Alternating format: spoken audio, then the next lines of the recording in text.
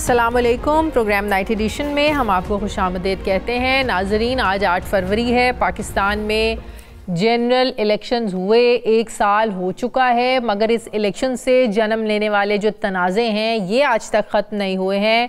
एक तरफ जहां PTI अपने मैंडेट चोरी के इल्ज़ाम को लेकर आज यौम स्याह मना रही है, वहीं अडयाला जेल से इमरान खान ने आर्मी चीफ के नाम एक और ख़त लिख दिया है।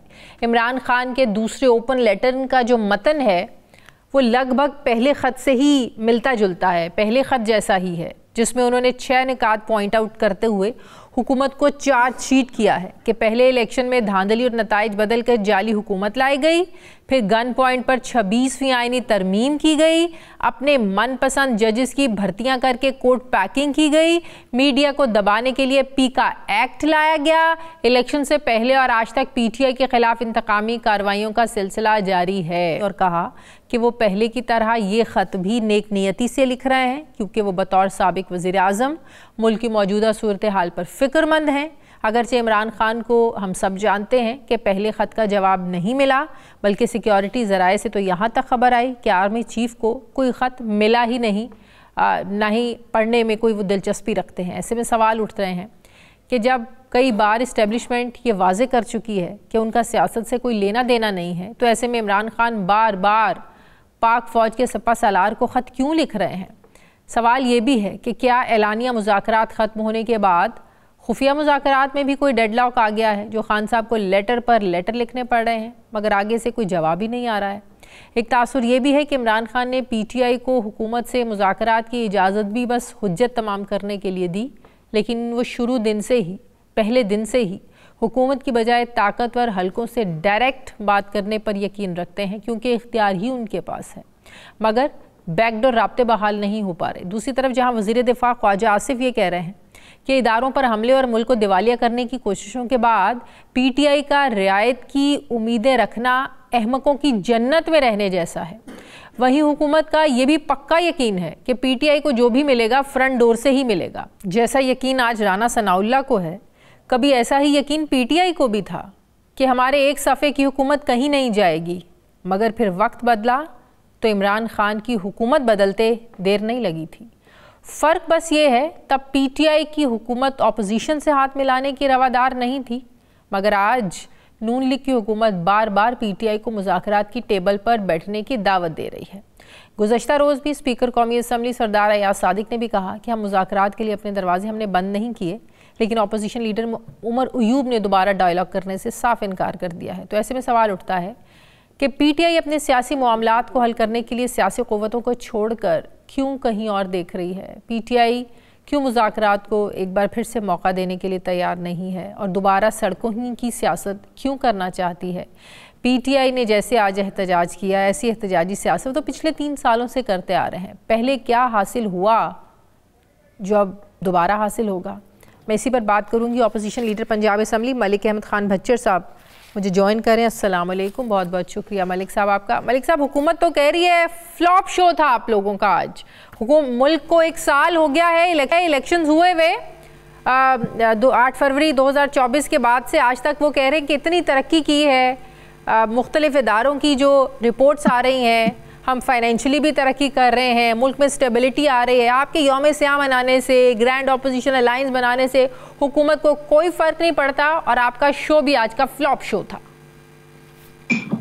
जी बिस्मिल्लाहिर्रहमानिर्रहीम। असल में बात ये है जी कि अगर फ्लॉप शो था तो 12 बजे के बाद क्यों लगाते थे ये 144 पंजाब में, पहली बात।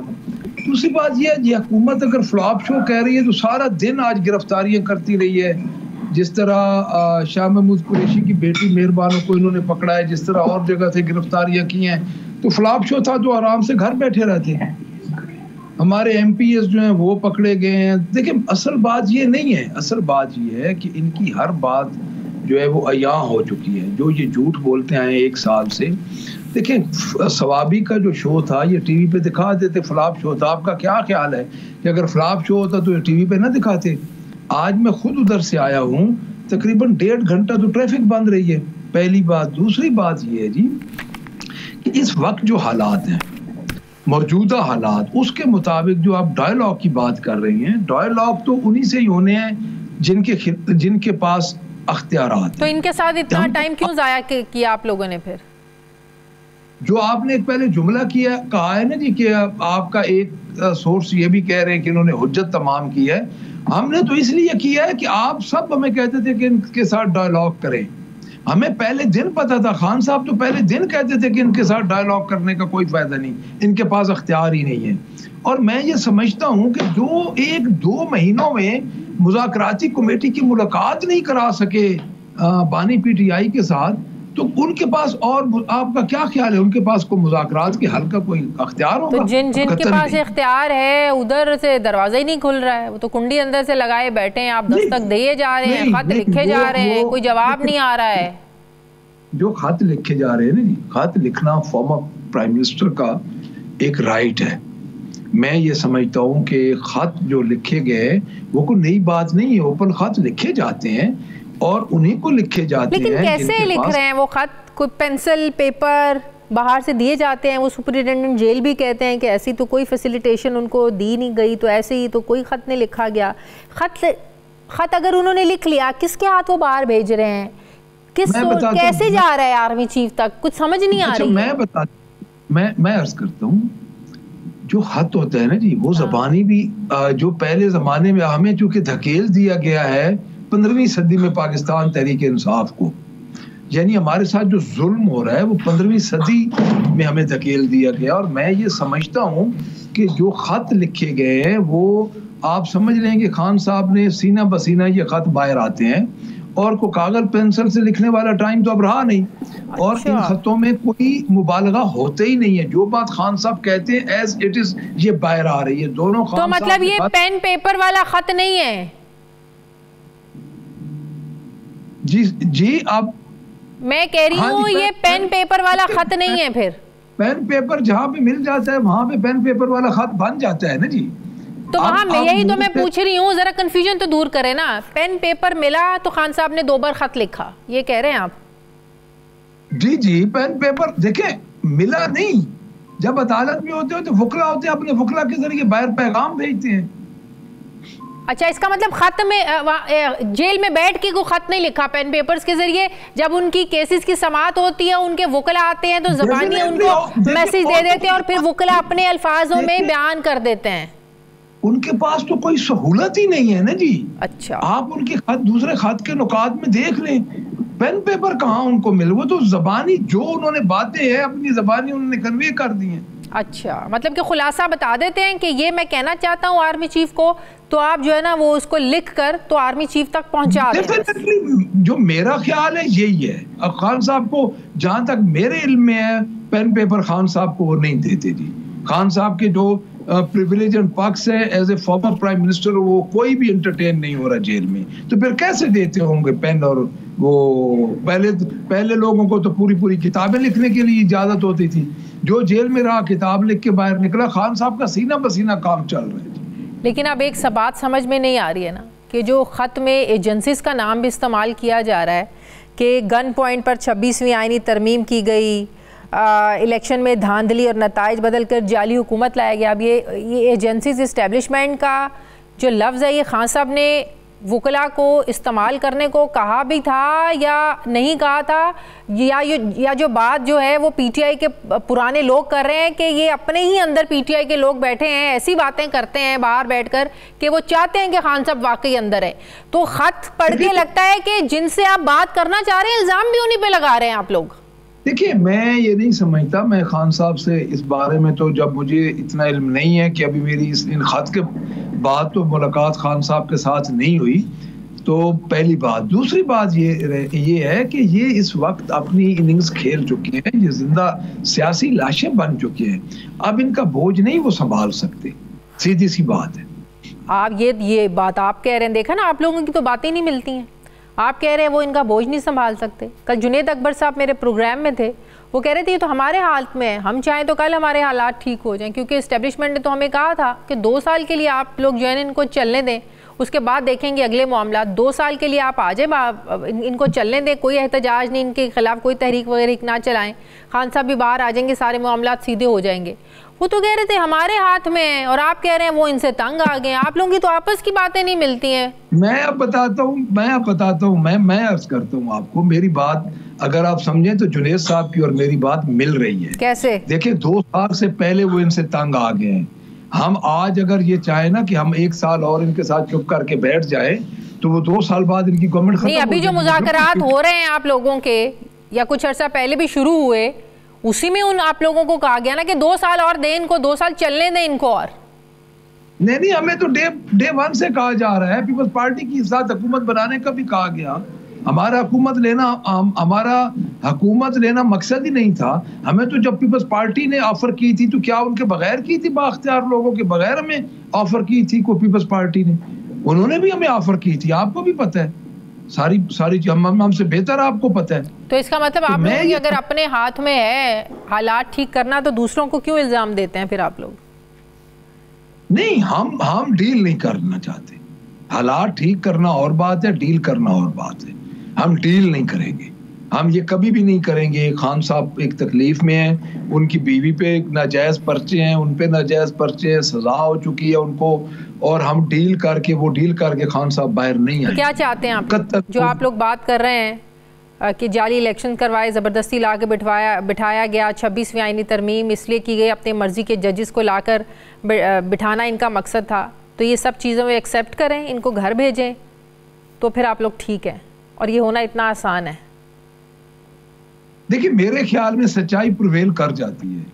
मैं ये समझता हूँ कि ग्राउंड जिनके पास, जब देखिए मेरी अर्ज सुने, नवाज शरीफ के पास 2/3 मेजॉरिटी थी, तब उसने तैयारा हवा में एक आर्मी चीफ का फिरता रहा था और फिर डील करके चला गया था। अगर हम इसी तरह का काम कर ले तो हमारा तो सुबह ही काम खत्म हो सकता है। जुनैद अकबर साहब ने बिल्कुल ठीक बात की है, हमारे हाथ में है, लेकिन लीडर डील नहीं करता। हमारा लीडर कभी भी डील नहीं करेगा, ये मैं आपको लिख के देता हूँ। अगर डील करनी हो तो दूसरा रास्ता क्या है कि एक ही रास्ता है, आप सड़कों पर आए, ग्रैंड ऑपोजिशन अलायंस बनाएं, मौलाना को मनाएं, जो मानते ही नहीं है। देखिए, मौलाना साहब को सबसे जो अच्छी बात है कि हमारी तलखी मौलाना साहब से खत्म हो गई है, तो अगले स्टेप मौलाना साहब से चल रहे हैं, तो उन स्टेप्स में इंशाल्लाह ताला आप देखें। लेकिन आप लोग हार जाते हैं हमेशा। नवाज शरीफ साहब, जरदारी साहब, उन्हें चल के जाना पड़े, शहबाज शरीफ साहब को जो चल के गए हैं 2 रोज पहले, वो मना लेते हैं उनको। आप लोग हार जाते हैं हमेशा। मौलाना साहब उन्हीं की मानते हैं एट द एंड। नहीं, इस दफा मौलाना साहब शायद हमारी माने हैं एट द एंड, इंशाल्लाह, फिक्र ना करें। चलें, लेट्स बहुत शुक्रिया। Opposition leader Punjab assembly Malik Ahmad साहब मेरे साथ थे, बहुत शुक्रिया मलिक साहब, आपने वक्त दिया। मुझे ब्रेक लेनी है नाज़रीन, वापस आते हैं वक्फे के बाद।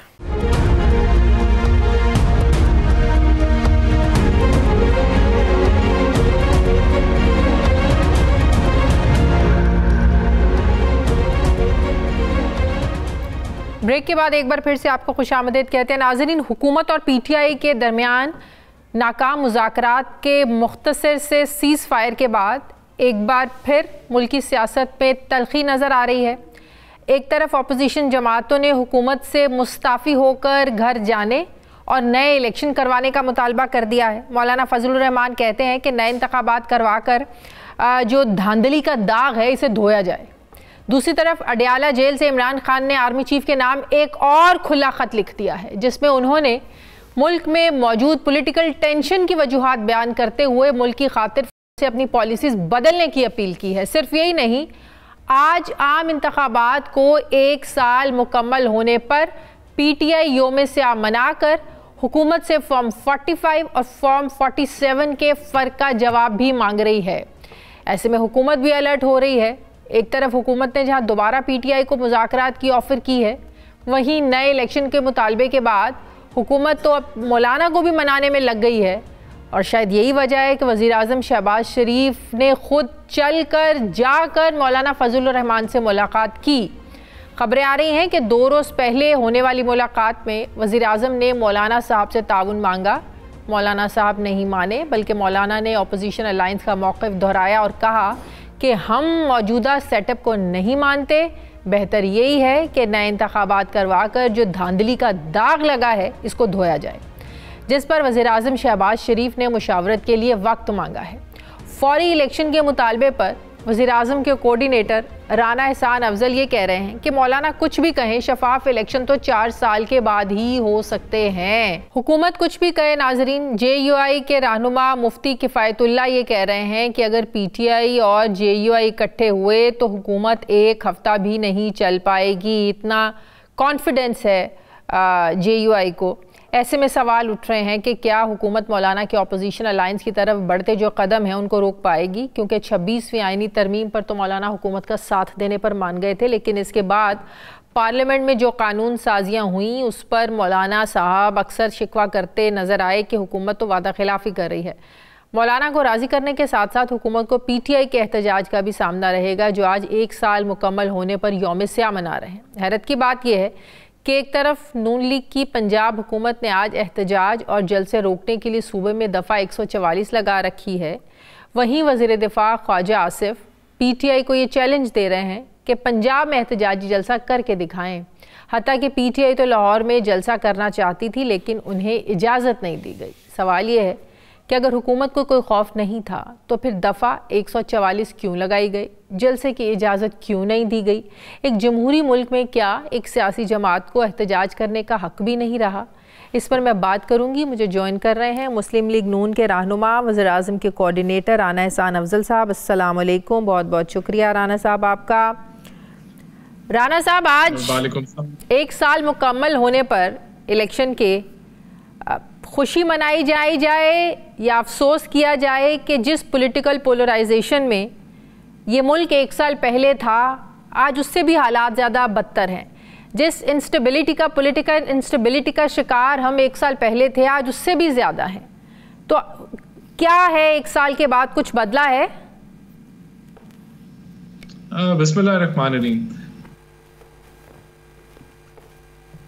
कि अगर आपका इकोनॉमिक विजन हो तो 28-29% की जो महंगाई की शरह है वो 2.4% पे 1 साल में आ सकती है। आपकी गिरती हुई एक्सपोर्ट्स जो है वो 10% इजाफे से बढ़ सकती हैं। आपका जो फॉरेक्स रिजर्व्स थे जो स्टेट बैंक के 4 अरब पे थे, आज पाकिस्तान के रिजर्व 16.5 अरब पे और स्टेट बैंक के जो है वो 9-10 अरब से भी 11 अरब से भी जो है वो के करीब जो है वो पहुंच गए हैं। तो ये वो सारे पॉजिटिव इंडिकेटर्स हैं कि आपका रुपया है, ओवरऑल आप स्टेबलाइजेशन आपने अचीव कर ली है और आगे की आउटलुक जो है वो उससे भी ज्यादा बेहतर है। आपको फिच, मूडीज, हर कोई कह रहा है कि मुल्क जो है वो स्टेबलाइज हो गया और बेहतरी की तरफ बढ़ रहा है। तो जहां ये देखें, इससे ये साबित होता है कि एक जमात ने तो कोई अनथक कोशिश की कि वो मुल्क को पॉलिटिकली इंस्टेबलाइज करे और पॉलिटिकल स्टेबिलिटी ना आने दे, लेकिन उसके बावजूद मुल्क बेहतरी की तरफ बढ़ रहा है। और आपने आज देखा कि आज यौम स्या उनकी तरफ से मनाया गया, लेकिन यकसर मुस्तरद कर दिया पूरी कौम ने। कोई एहतजाज कहीं आपको नजर नहीं आया। एक स्वाबी में जलसा आपने करने दिया, पंजाब में करने तो देते, इजाजत आप लोग देते नहीं और फिर चैलेंज करते हैं, हाथ पैर बांध के कहते हैं कि चल के दिखाओ। नहीं, देखिए, मैं समझता हूं कि बड़ी अच्छी बात है कि PTI के लोग जो हैं वो अब कानून की पासदारी कर रहे हैं और एक भी बंदा जो है वो इजाजत ना मिलने की वजह से नहीं निकला, तो बहुत अच्छी बात है। इजाजत क्यों नहीं दी गई? क्या कोई सियासी जमात एहतजाज का एक जगह पर इकट्ठे होकर जलसा करने का हक नहीं रखती क्या जमहूरियत में? देखिए, जमहूरियत में बिल्कुल ये सियासी आईनी हक है कि आप एहतजाज करें, लेकिन आपने देखा कि लाहौर में मैचेस हो रहे हैं और सिक्योरिटी की वजह से लोकल इंतजामिया ने उनको इजाज़त नहीं दी। बहरहाल अगर आप उनकी तारीख देखें, हालिया ही देख लें 26 नवंबर के लिहाज से, तो वो सियासत में और जमहूरियत में आप 150 पुलिस वालों को जख्मी नहीं करते। सियासत और जमहूरियत में आप शेल और टेयर गैस हुकूमत पे नहीं बरसाते और आप जलाओ। तो सर, इसी पर तो वो तहकीकात का कह रहे थे ना राना साहब, तो जुडिशल कमीशन बना देते ना, मुज़ाकरात में उनका यही तो मुतालबा था, तो बना देते, पता चल जाता। दुनिया में तहकीकात जो हैं वो जुडिशल कमीशन के जरिए नहीं होती। FIR कटती हैं और फिर अदालत में मामला जाते हैं जहां वो पहुंचे हुए हैं और अदालत में फिर एविडेंस बेस्ड फैसले होते हैं। ये तो एक एडिशनल डिमांड है कि आप जुडिशल कमीशन बनाएंगे तो तहकीकात होंगी। तहकीकात जो हैं दुनिया भर में पुलिस रिपोर्ट काटती है और उसकी फिर तहकीक होती है और अदालत में केस प्रेजेंट होता है, जिस रास्ते पे हम ऑलरेडी गामजन हैं। और दूध का दूध, पानी का पानी, इसी तरह ही दुनिया भर में होता है। तो अब जो ऑपोजिशन अलायंस बन रहा है, जो लगता है कि शायद मजबूत हो जाए, क्योंकि JUI को बड़ा कॉन्फिडेंस है इस बात पर कि अगर PTI के साथ मौलाना मिल गए, क्योंकि मौलाना की मजहबी और सियासी जो एक पावर है, स्ट्रीट पावर भी इनके पास है, इस हकीकत से भी इनकार नहीं है, और अगर ये PTI के साथ मिल जाते हैं तो यकीनन मुश्किल तो हो जाएगी आप लोगों के लिए। तो शायद यही वजह है कि शहबाज शरीफ साहब जाते हैं, मौलाना से जाके बात करते हैं। बहरहाल जब मौलाना साहब की तरफ से भी मुतालबा है कि नए इंतखाबात करवा लें, धांधली का जो दाग है इसको धोया जाए, लेकिन आपका जवाब बड़ा अजीब है आगे से। आप कहते हैं कि नए इलेक्शन के लिए मौलाना का अपना मौक़िफ़ होगा, लेकिन हम 2029 में शफाफ इलेक्शन करवाने के लिए तैयार हैं। अगर आज बैठेंगे तो 4 साल बाद ऐसा इलेक्शन मुमकिन होगा। तो इसका मतलब जो पहले इलेक्शन हुए हैं 2018 के कह लें या 2024 के, शफाफ नहीं थे, 2029 के लिए कोशिश हो सकती है, उससे पहले कोशिश ही नहीं की कि साफ इलेक्शन हो जाए। नहीं, देखिए, मैंने जो बात की है उसमें मैं उसकी लॉजिक आपको समझाना चाहता हूं। देखें, आज अगर ये जमातें बैठेंगी तो किसी ना कोई पॉलिसी मुरतब करते करते 1.5 साल लग जाएगा कि किस तरीके से इलेक्शन होंगे, वो सबको काबिल कबूल कैसे होंगे, उसमें अगर कोई टेक्नोलॉजी लानी है या जो भी चेंजेस करनी है तो उसको एक अगर डिटेल्ड स्क्रूटनी करनी है, आपने डिटेल्ड स्टडी करनी है तो 1.5 साल तो लग जाएगा। फिर आपने उसको इम्प्लीमेंट भी करना है। आपने अगर इलेक्शन कमीशन के अंदर कोई चीज़ों को स्ट्रेंथन करना है तो उसकी इम्प्लीमेंटेशन में भी टाइम लगेगा।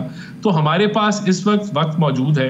ये तो डिमांड है ना कि आप आज इलेक्शन करा दें, तो आज इलेक्शन अगर होगा पुराने निज़ाम में होगा जो उनको पहली काबिल कबूल नहीं है, तो फिर उसका क्या नतीजे आएंगे। तो अगर कोई आपने मुस्बत बात करनी है तो आज आप बैठें। प्राइम मिनिस्टर ने आपको कहा है कि हम हाउस में कमेटी बना देते हैं, उसमें ये सारे आप मुद्दे लेके आएँ, उसके लिए मिलके काम करते हैं। और हमारे पास टाइम है, ये 3-4 साल जो पड़े हैं उसके अंदर हम एक ऐसा निज़ाम जो है वो लेके आए जो सबको काबिल कबूल हो।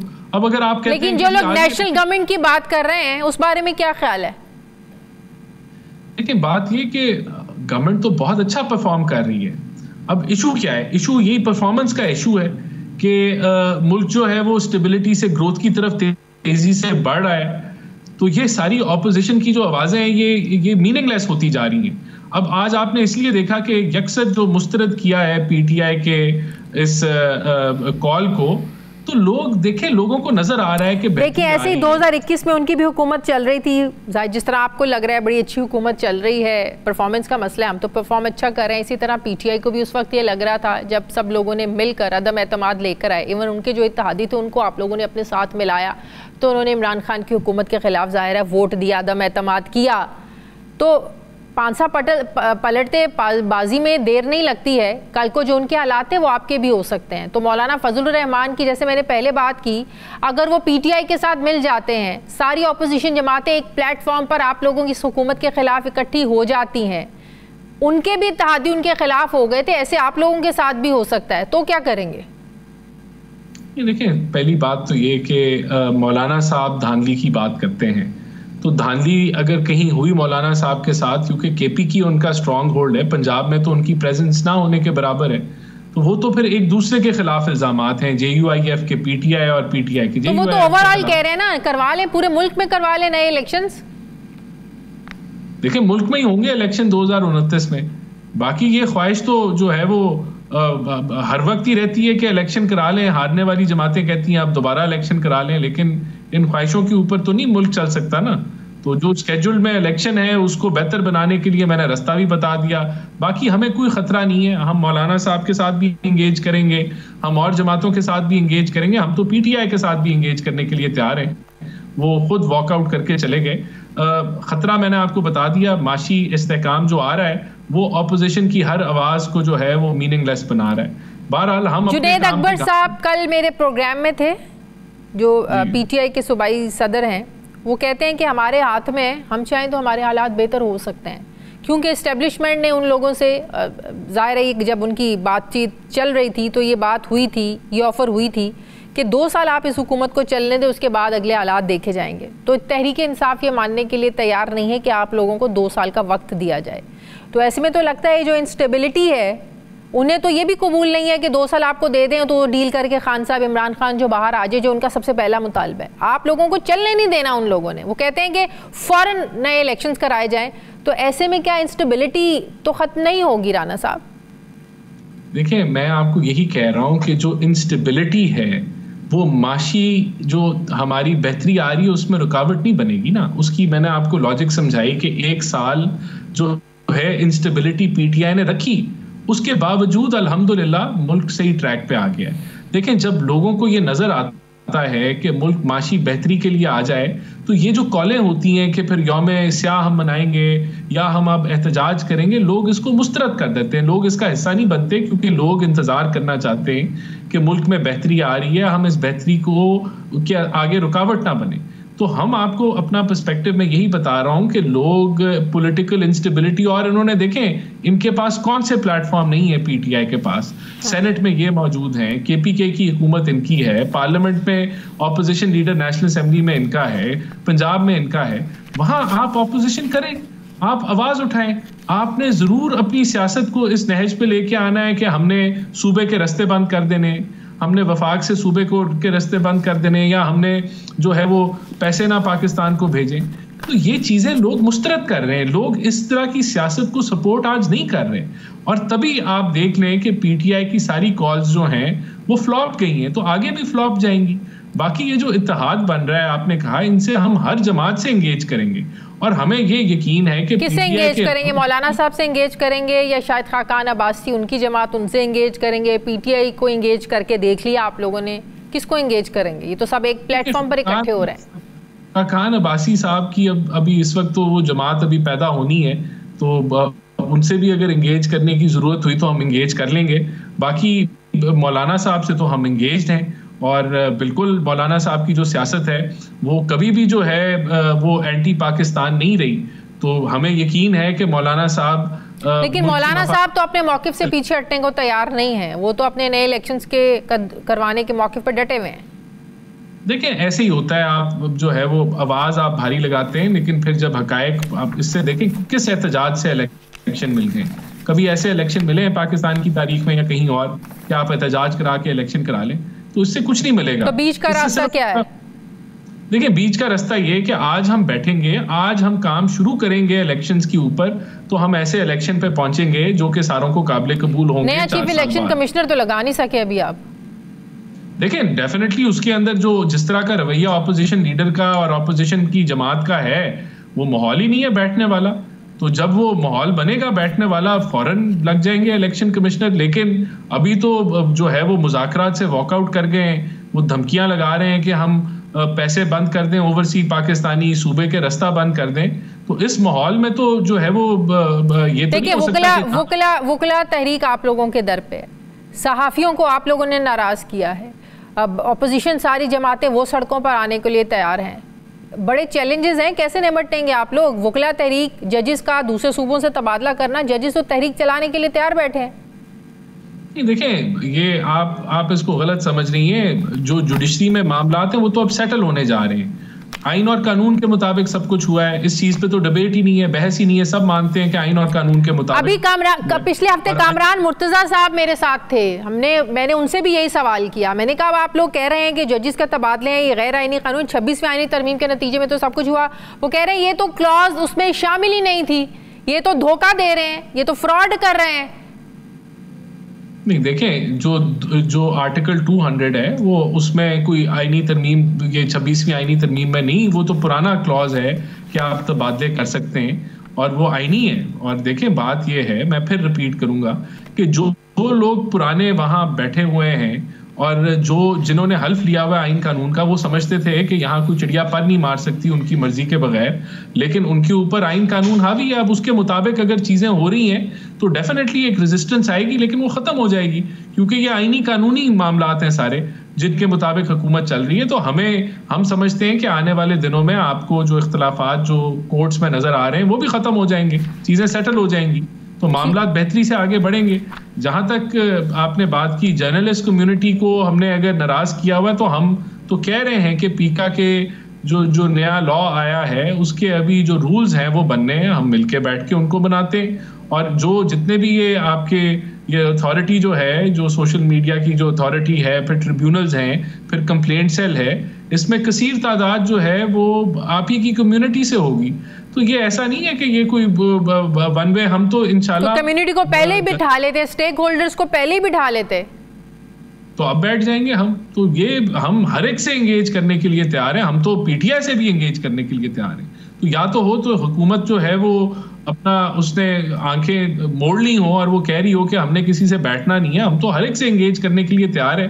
तो इसमें मेरे ख्याल से रास्ते निकल आएंगे। बहुत शुक्रिया राना एहसान अफजल साहब, मुस्लिम लीग नून के वज़ीर आज़म के कोऑर्डिनेटर। बहुत शुक्रिया राना साहब, आपने वक्त दिया। मुझे ब्रेक लेनी है नाज़रीन, वापस आते हैं एक वक्फे के बाद।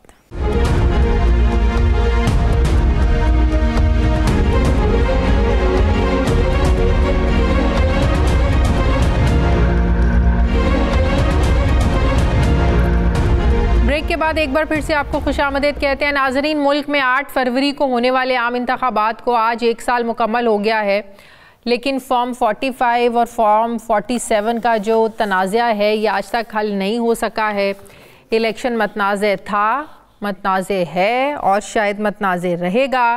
जिन इलेक्शन ट्राइब्यूनल्स ने 180 दिनों में इंतखाबी नताइज से मुतालिक दरख्वास्तों पर फैसले करना थे, वो 365 दिनों में सिर्फ 27% दरख्वास्तों पर फैसले कर सके हैं। मुल्क भर में 23 इलेक्शन ट्राइब्यूनल्स में 377 इंतखाबी धांधली से मुतालिक दरख्वास्तें दायर हुई, जिनमें से सिर्फ 101 इंतखाबी शिकायतों पर फैसले किए गए। इलेक्शन कमीशन और हाई कोर्ट में इलेक्शन ट्राइब्यूनल्स बनाने का मामला सुप्रीम कोर्ट के हुक्म पर हल हुआ।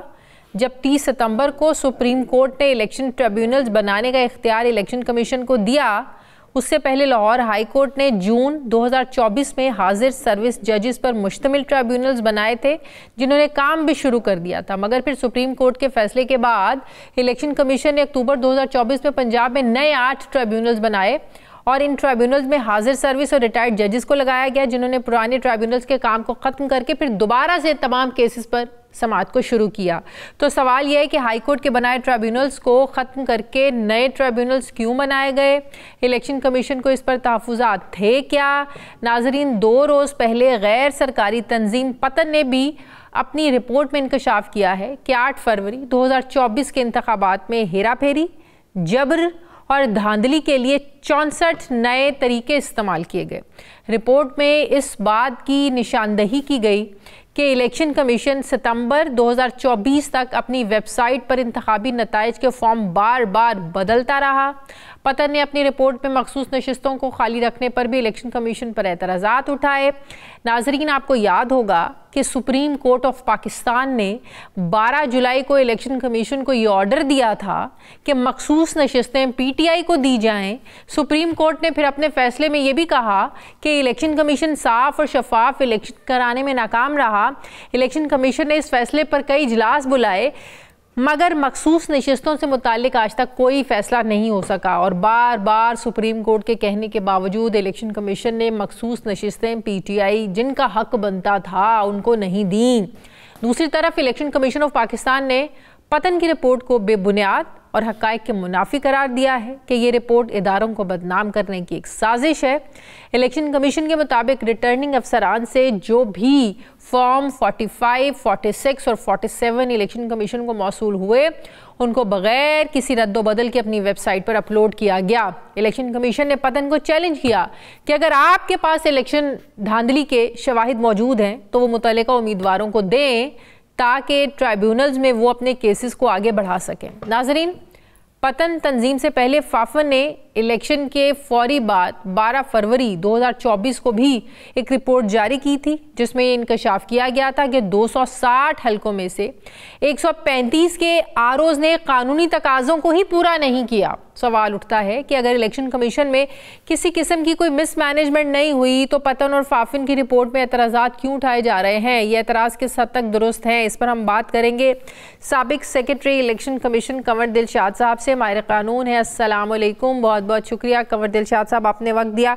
कंवर दिलशाद साहब, आज इलेक्शंस का 1 साल मुकम्मल हुआ है, तहरीक इंसाफ यौम स्याह मना रही है। फॉर्म 45 और 47 का तनाज़ा कल भी था, आज भी है। आप समझते हैं कि 2024 8 फरवरी का इलेक्शन ये मतनाज़े इलेक्शन के तौर पर तारीख में याद रखा जाएगा? ज़ाहिर है कि हमारे जितनी पाकिस्तान भर में हमारी तारीख बताती है कि जब भी इलेक्शन हुए हैं वो हमेशा कंट्रोवर्शियल रहे।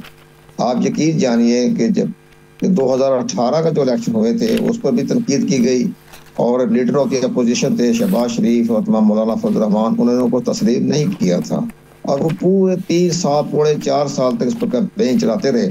लेकिन सबसे बड़ी हैरानगी की बात ये हुई कि जब ये 18 फरवरी को अगर बाकायदा एक पार्लियामानी कमेटी बन जाती जिस पर फैसला भी हो चुका था और उसके प्राइम मिनिस्टर इमरान खान ने ये कह दिया था कि हम पार्लियामानी कमेटी बनाने को तैयार हैं और 30 रुकनी एक कमेटी बनेगी, लेकिन नहीं बनी। इसके बाद ये 2024 के इलेक्शन आ गए। अब 2024 के इलेक्शन पर जाता है, ज़ाहिर है कि एक पार्टी को जैसे तहरीक इंसाफ है उसको नुकसान पहुंचा, उन्होंने मैंडेट को तस्लीम नहीं किया। इसका सबसे बड़ा आसान तरीका ये, बाकी जो पटन हो गई, ये फैफन हो गई, जितनी भी INGO तंजीमें हैं ये सारी एक फॉरेन फंडिंग एजेंसियों से पैसा लेती हैं और इनका मकसद ये होता है कि पाकिस्तान के इदारों को कंट्रोवर्शियल बनाया जाए। तो इसका मतलब है आप ये कह रहे हैं कि बाहर से अगर फंडिंग हो रही है तो दूसरे जो ममालिक हैं वो यहाँ पर ये प्रोपेगेंडा कर रहे हैं कि गलत रिपोर्टें बनाई जाए और इस हुकूमत को चलता किया जाए। जनाब ये हमेशा रहा है, ये इनको जब तक आप अगर फॉरेन जितनी भी ये गैर सरकारी तंजीमें हैं या अगर ये पाकिस्तान के इदारों के खिलाफ अगर कैंपेन चलाएंगे तो बहुत फंड मिलता है इनको। अगर पाकिस्तान के पॉजिटिव मामला पर बात करें तो फंडिंग नहीं मिलती, ये सबसे बड़ी अहम बात है। और सबसे इस पर हमने बड़ा काम किया, हमने सारा लोगों को बड़ी अलर्ट भी किया। गवर्नमेंट से हुई। क्या आपके इल्म में है कि 2018 के इंतखाबात के बाद या 2013 के इंतखाबात के बाद भी पतन ने ये ऐसी रिपोर्ट्स दी थी? खासकर 2018 के इंतखाबात के बाद ये रिपोर्ट्स आई थी? ठीक है, इदारों में इनका जो आता है ना, ये सारे मफरूज़ों पर ज्यादा मबनी होता है। आप देख रहे हैं इतनी बड़ी अच्छी, ठीक है कि मैं बड़ा एहतराम करता हूँ, सरवर बुखारी एक इलेक्शन के एक्सपर्ट भी हैं, जानते भी हैं, लेकिन उन्हें असूली तौर पर ये चाहिए था जब उन्होंने रिपोर्ट तैयार की तो फिर इलेक्शन कमीशन ऑफ पाकिस्तान का भी पॉइंट ऑफ व्यू सुन लेते। जैसे कल उन्होंने स्टेटमेंट जारी कर दी कि मफरूज़ों पर मबनी है और ये तकरीबकारी पर मुलव्वस हैं, तो उस पर अगर ये उसका पॉइंट ऑफ व्यू नोट कर लेते तो उस रिपोर्ट में आ जाता जी हमारा पॉइंट ये है और इलेक्शन कमीशन का पॉइंट ऑफ व्यू ये है।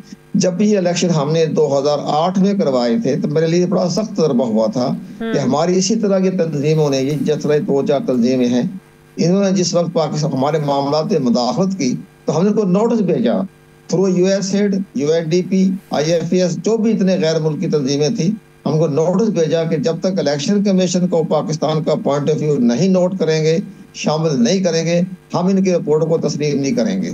लेकिन आप इस इलेक्शन में देखें ना, 2008 में क्या किसी जीतने वाले ने कहा था कि हमने इस जीत को मानते?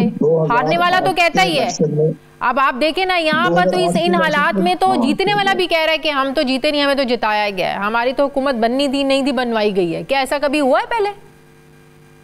ये दरअसल बात यह है कि ये 2024 के जो इलेक्शन हुए हैं, ये इसमें सबसे बड़ी गलती किसकी मानी जाएगी? आप इस पर पूरी इंक्वायरी करवाएं। हमने अपने कॉलम में भी लिखा है कि पार्लियामानी कमेटी बनाएं और पार्लियामानी कमेटी में वो माहिरीन शामिल करें जो इलेक्शन के एक्सपर्ट हों, जैसे कि आपने रिपोर्ट का जिक्र किया, ये भी आ जाए और बाकायदा बेहतरीन तरीके से पार्लियामानी कमेटी इस पर गौर खोज करे ताकि हालात सामने आ जाए। अगर हम इसमें शामिल हुए तो मैं तो ये मुतालबा करूंगा कि जस्टिस फायज ईसा को तलब किया जाए उस पार्लियामानी कमेटी के सामने। तो ये सबसे बड़ी अहम बात है, जब इलेक्शन कमीशन ने लाहौर हाई कोर्ट के फैसले की रोशनी में जुडिशल ऑफिसरान लाहौर हाई कोर्ट से हासिल कर लिए थे, दस्तियाब हो गए थे, उनका नोटिफिकेशन भी कर दिया था, उनको दफ्तर दे दिए गए थे, तो अचानक जस्टिस काजी फायज ईसा ने अपना आर्टिकल 183 के तहत आज को नोटिस दिया और लाहौर हाई कोर्ट के फैसले को मुस्तरद कर दिया। उस पर और मुस्तरद करने की क्या थी पोजीशन? इलेक्शन कमीशन जाने अपने तमाम तरीक़ेकार के वही इसका आर्टिकल 219 के तहत उसी की जिम्मेदारी है, लेकिन नहीं, मुदाखलत की। मुदाखलत करने का नतीजा ये निकला कि इलेक्शन कमीशन ने दोबारा जुडिशरी की बजाय फिर एडमिनिस्ट्रेशन से रिटर्निंग ऑफिसर लेने पड़े। उनको ना ट्रेनिंग हुई, ना उनको इलेक्शन का पता था, ना उनको इलेक्शन लॉ का पता था। वो आके बैठ गए और उन्होंने अपने क्लर्कों के हवाले सारा रिजल्ट कर दिया। रिजल्ट में जो जैसे क्लर्कों ने रिजल्ट बनाया वो फारे 45 से 47 सामने आ गया। इसमें सबसे बड़ी अहम बात, पार्लियामानी कमेटी अगर बन जाए तो अगर मैं उसमें शामिल हो जाऊं नहीं, तो जो नहीं, ये काम तो ट्रिब्यूनल्स का है ना। क्या ट्रिब्यूनल समझे नाकाम हो गए? ये सब तलब कर रहे हैं काजी फायजीसा से कहे आपको क्या तकलीफ थी भाई, जब इलेक्शन कमीशन ने लाहौर हाई कोर्ट के फैसले को तस्लीम करके जुडिशली के तमाम ऑफिसर अपॉइंट कर दिए थे, तो आपने आज का नोटिस लेकर आपने क्यों मुस्तरद किया लाहौर हाई कोर्ट के फैसले को? और एक बड़ी हैरानगी की बात कि काजी फायजीसा ने यह भी कहा कि जिस वकील ने लाहौर हाई कोर्ट से रजू किया है तो उसके खिलाफ कंटेम्प्ट लगाऊंगा मैं, और जिस लाहौर हाई कोर्ट के जज ने फैसला दिया उसको मैं कंटेम्प्ट लगाऊंगा मैं।